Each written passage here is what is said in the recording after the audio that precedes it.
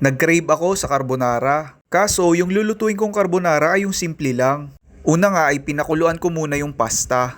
Since mahaba yung pasta, kinailangan kong putulin ito sa gitna para magkasya siya doon sa rice cooker. Papakuluan ko nga lang pala ito ng mga 20 minutes. Maya't maya nga ay tinitignan ko yung pasta baka kasi ma-overcook. Hindi na kasi masarap yung pasta kapag overcook na. Nung naluto na nga yung pasta, nagprito ako dito ng meatloaf at saka 2 pirasong Hungarian sausage. Yan, tapos hiniwa ko lang yan ng pa-cubes. Dahil nga wala ko dito mga panahog na usual na isinasahog sa carbonara, ay ganyan na lang yung ginawa ko. Nung maprito ko na nga yung meatloaf at saka Hungarian sausage, nagisa na ako dito ng sibuyas at bawang. Naglagay din ako dito ng konting margarine. Nung magisa na nga yung bawang at sibuyas, inilagay ko na dito yung meatloaf at saka yung Hungarian sausage. Tapos hinalo-halo ko lang ito. Pagkatapos niyan ay naglagay na ako dito ng creme densada. Sinunod ko na ding ilagay yung cheese. Tapos nagtansya din ako dito ng paglalagay ng paminta. Naglagay na din ako dito ng asukal at konting asin. Nakalimutan ko, naglagay nga din nga pala ako dito ng Knorr chicken cubes. Tapos papakuluan ko lang siya hanggang sa matunaw yung cheese at para lumapot din.